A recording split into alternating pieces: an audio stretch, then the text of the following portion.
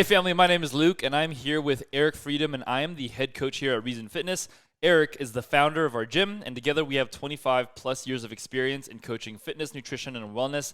And our mission here is to help develop happier, healthier people in the San Gabriel Valley and greater LA area. Today we are talking about muscle mass. We're going to be talking about the three non-negotiables. So today we're talking about the three non-negotiables to build muscle mass and what each of our takes are for what it takes. Let's go. Let's go. Muscle mass. You got three? I got three, but before I kind of answer, I'm curious in your opinion, when do you feel like you really started to put on muscle mass in your journey? Don't say last year. What are we talking about, like the beginning, like the birth of like movement for me? Or are we talking about like... When you feel like you were like, oh, I'm like muscular. Um, In your perception. like the first time. The first time you're like, oh, like... Or I'm like doing CrossFit, you I mean? think that I'm muscular now, yeah. Oh. Because, yeah. I was probably like 13 or 14 years Oh, old. really? Yeah. Oh, wow. We had 8-pound Walmart dumbbells, and I used to do curls in front of the mirror before I would like go to school every morning. And then I would just go like this, and I'd be like, oh my god, like I've never seen this on my arms before. Okay. What about you? You know what? I think... Are you there yet? Yeah, Oh my God. I'm still working on it. It's still working. I'm still working on it. So it's hard because like I feel like I've always been the same, but I do know just from looking at pictures, like Well, you come from a different background though, because I grew up as like a much more fragile, leaner, and lower weight. yeah. So I was class. bigger. You Yeah. come from a So I would say I was naturally more higher body fat, and I naturally had more muscle as well. Mhm. It was more so that it was under, like the muscle was there to move my bigger body. yeah. But then as I got leaner, it was more. I became more muscular than I was Oh yeah. higher body fat. So Yeah. I would say probably sometime in my early 20s, I was like, oh, like okay, I'm probably a little bit more muscular than the average person. And that was probably just from a decade of already intentionally trying to work out and do push-ups and stuff like that. Do you think you had that muscle prior? Yeah. So I've been doing like push-ups and calisthenics since I was like 11 or 12. And then I used to like bench press and stuff like that. So, and then I had like a gym membership in high school, and then college I worked out a lot. So it's like I was like doing like bodybuilding type stuff. Yeah. You know, like typical 25 minutes. But I feel like there's there's at least for men there's a point at which you're like, okay, like I'm like muscular, like I'm muscular, like I'm feeling myself now. For sure. Like I'm full, like I'm filling, For sure. right? Yeah. Like we saw that happen with Coach Tim. Yep. I feel like I saw that happen with you. Actually, that happened with me probably like 4 years ago, maybe. Okay. So that's what it was. When I first hired my coach. Okay. Yeah. Yeah. Yeah. I But feel like my yeah. body grew into like, I feel like a man's body like 4 or 5 years ago. Yeah. I think so too. Yeah. So that was only in your mid 20s. Yeah. Yeah. So for me, it's probably sometime around my mid to late 20s. I was like really feel that I was like leaner in my early 20s. Yeah. Like I was much leaner, and then I became more muscular because I started training a gross amount of CrossFit in my early mid 20s. Yeah. And like you really start to see the results, 3-5 years later. Yeah. Yeah. Of doing the same thing over and over. Yeah. I think for someone that comes from maybe like a more leaner, smaller frame background, like there's like a picture of me on Yelp. Do you know this picture on Yelp? I know. There's like a picture on Yelp, on our Yelp page, and it's of me shirtless. At a pool. No. Oh, no. Oh, that's like me in middle school, but like that's on my Facebook. But on our Yelp page, there's a picture of me doing butt kickers and like a dynamic stretch in the middle of the gym. So you're and I looked malnourished actually. Dude, no, I would say you were pretty muscular then. That was like my first year. We got to get Ish to pull up that picture. We got to get you to pull up that picture. Pull up that picture. So, like, Luke thinks he's malnourished, but I think you were pretty muscular for your age then. Yeah. But, like, you were like a boy. And then, like, literally, like, now you have, like, man muscle. I think that's the difference. But, but yeah, I think gaining muscle is one of those things that, like, everybody that joins the gym usually wants or doesn't realize that they want. So I think that's a really great question. I think just three non-negotiables when it comes to gaining muscle. The first one I would say is definitely progressive overload. Yep. I think something that gets really, really overlooked. What does that mean?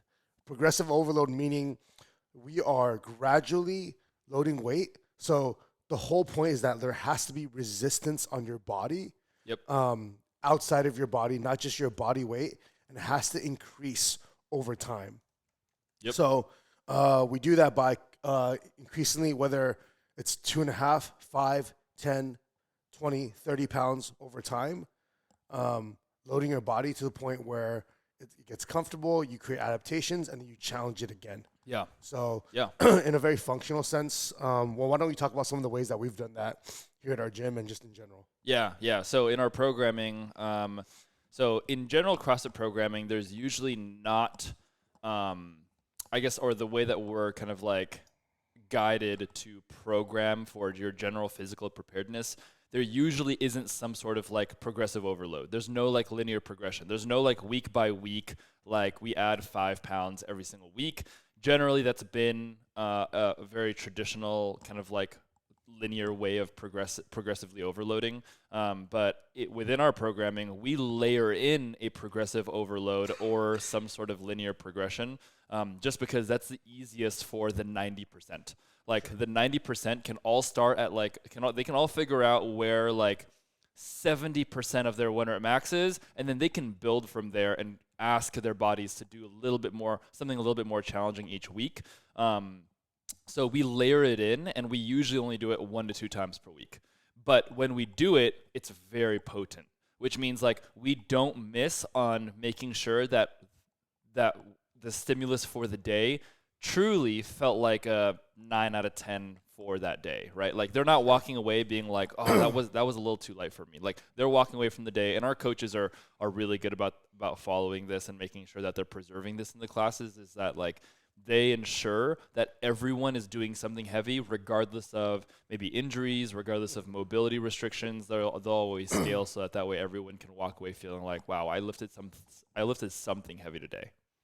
It's good. Yeah. I like that. Yeah. The second thing that I would add that is a non-negotiable would be proper nutrition. So I think just first of all, if you want to build muscle, you have to eat enough, right? So and there's so many ways to approach what it means to eat enough. But just from a macronutrient standpoint, I'm sure you know this, is hitting two of the three very intentionally is make sure you're getting enough protein. Yeah. Make sure you're getting enough carbohydrates at the right time as well. Yeah. Right. I think that's something that goes. I mean, protein is it's in 2023. That's a really big conversation.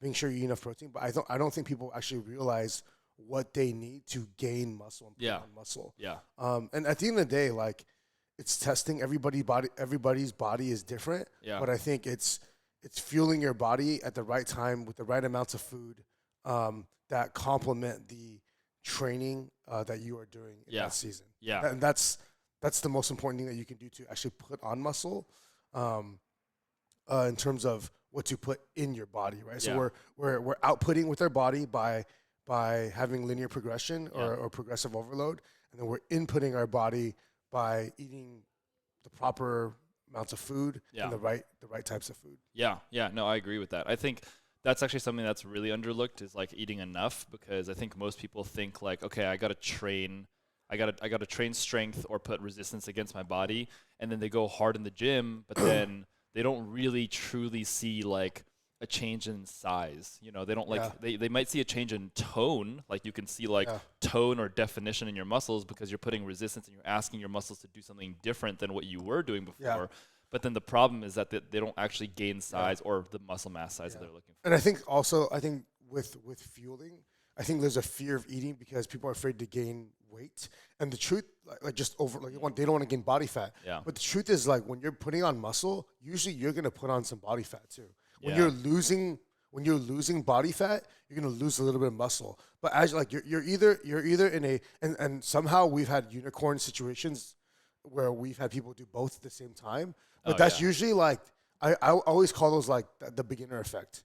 Like early on, that's really easy to do. First right? 90 days, you can make a huge impact. Yeah, right. But then I would say after you've been doing this for years, you're usually doing one or the other. Yeah, for right. sure. You're usually trying to gain a ton of muscle, and you're going to put some fat on with that, which is okay if that's like if you know your goal is to put on muscle. Yeah. Or you're going to lose fat, and when you lose fat, you will lose some muscle too. Yeah. And I think we're so afraid of doing one that we don't feel properly because it's like truly you're either gaining or losing. Yeah. And to gain the right thing and then lose the right thing, it's biochemistry, like we can't control that. Yeah. You know? Yeah. No, totally. Yeah. And I think just like the like on a science basis, like if you want to put on weight or you want to put on mass, you have to eat in a surplus, right? Yep. Which means that like if you're people who are listening to this probably know this, but like the requisite amount of food you need to intake needs to match what you like, the energy that you output in order for you to eat like a maintenance. That's like homeostasis, right? Is that like your input matches your output. But eating in a surplus would mean that you would have to input a little bit more than you are outputting, and that forces your body to create adaptations to where you have to gain size, right? Yeah. You literally have to create space for what you're intaking. But I think, I also think that like there's a lot of fear around eating too much and gaining too much, maybe gaining fat, because it is scary. It is scary for a lot of people. Yeah. What's your third? Third one would be just sufficient recovery. So I think that's something that gets overlooked a lot is making sure that you are sleeping enough. Yeah. Making sure that you are like taking naps, resting, like literally like the top athletes in the world. So we're talking just like pros, right? Yeah. They don't just I don't know if this is true. I heard LeBron James sleeps 10 hours a night and takes naps throughout the day. That's a lot. Right? So I heard like some of the top CrossFit athletes. What's her name? Brooke Wells. Mm-hmm. I heard Brooke Wells sleeps 9 to 11 hours every night. That's a lot. Right? Well, for me, it's like as a parent, I'm like, well, that's incredible, right? But just to give you context, it's like I think people don't realize, and not to overiterate the idea that sleep is like magical, but it really is. Like I personally, since Summit, I've been experimenting with my sleep. So I've had some nights where I've gotten 9 hours, and I had over the weekend, I was testing this. I slept 9 hours going from Friday into Saturday. Yeah. On Saturday, I took a 2-hour nap. On Sunday, I took a 2-hour nap. With all my nights prior, like getting about 9 to 9-ish hours, I feel great. I don't feel this. I could tell you that I genuinely don't feel the same in terms of recovery as I did even just a week ago. Okay, so so you're actually in a situation where like you have 3 kids. Sure. And you have gone through now 3 stages of undersleeping, under-recovering. Sure. What's like the biggest difference between like maybe in relation to like building muscle mass and your muscle mass? Like have you noticed a difference in your muscle mass when you went through those seasons of very poor sleep and then now you have seasons where you have like a little bit more regularity in your sleep? Yeah, I would say like pain and aches are gone this week. I don't feel very inflamed. Okay. My mind feels sharper. I feel more motivated this week. Yeah. So but essentially what you're saying is like it's easier to challenge yourself. It's easier to challenge myself, and then it's also easier to be intentional. It's weird. It's easier to be intentional about doing the things that I want to do. So for example, I got the sleep, right? It's almost as if I saw the result of the sleep, and now I'm more motivated to sleep more. Oh yeah. But then I didn't know. I didn't like. I almost wasn't willing to sacrifice or make sure that this could happen before because I didn't know the other side of it. Yeah, totally. Like you don't know how you don't know until you feel it. So you do it, yeah. Yeah, but I would say the third one is definitely make sure you get enough recovery. I know that some people even like manage what they're doing outside of their training. I think for regular people that's not applicable because you have to go to work. Yeah. You have other priorities that are not your training. But generally speaking, I think just at the end of the day, it's like how much are you allowing your body to rest? Yeah, totally. Love it. You mind if I share mine? Yeah. All right. So I had the exact same 3 as yours. Like I have it literally written out right here. But the first one is resistance training. You got to put resistance on your body. That's like the number 1 non-negotiable to like build muscle mass, or to at least see a difference in your muscle mass, in your currently existing muscle mass. Is resistance training specifically with 2 non-negotiables underneath that. The first one is they need to be at an 8 out of 10 RPE, or rate of perceived exertion, which means that you need to challenge yourself on a scale of 1 to 10 at an 8 minimum. So it has to be challenging in that way. And then the second one that I would say is you need to be doing 8 to 20 reps of whatever it is that you're doing, whether it's push-ups, whether it's deadlifts, squats, or presses, whatever it may be. It's got to be somewhere between 8 to 20 reps. These are the 2 main things that you need in your resistance training to like guarantee like building muscle mass. The second one that I would say is you got to eat in a surplus. That's what you talked about. I would also say that like, yeah, eating in a surplus and then eating a requisite amount of protein. Eating the right amount of carbs is going to fuel you to be able to elicit the best possible training session you can, and the best possible recovery as well. But honestly, like bare minimum standard is you got to eat enough protein. If you guys have no idea how much protein to consume, 0.8 to 1, 0.8 to 1 grams of protein per pound of body weight is great. Like that is enough. That is great. For high performance athletes, it might be 1 to 1.2. But yeah, 0.8 to 1 is going to be really great. The hardest part about this though is getting adapted to it. Most people in the world are under eating their protein, and the challenge with this is that like you will actually see, like, you don't have to eat 0.8 to 1 grams worth of protein per pound of body weight in order for you to see a difference. You just need to eat more than what you're doing right now, right? So if it's somewhere between where you're currently at and 0.8 to 1 gram per pound of body weight, then really what you just need to do is you need to go from here to here really consistently, and you'll see a build in your muscle mass, right? It's like the first 90-day effect. Like you really don't need to do like the 0.8. You just really need to take one step forward and do it really well for a minimum of 6 to 8 weeks. Yep. So the hardest part is getting adapted to it. The last part is, yeah, recovering. I just labeled it as sleep, honestly, both quantity and quality of sleep. If you are getting enough sleep, but then you wake up in the morning and you still feel tired, your nervous system is probably just like destroyed. Like that's actually a really common side effect of like you not eating enough. Actually, is like if you are madly under eating but you're getting 8 to 9 hours of sleep, you wake up in the morning and you're like, wow, I feel terrible. That's usually like a common like, oh, your nervous system is shot. You probably just need to eat a little bit more. And so I would also add, like, with recovery and sleep, I think a lot of people think, okay, let's say, oh, I'm only getting 6 right now. I gotta go from 6 to 8 or 6 to 9. Well, no, it's the same thing as the adding your protein. No, just go from 6 to 6.5.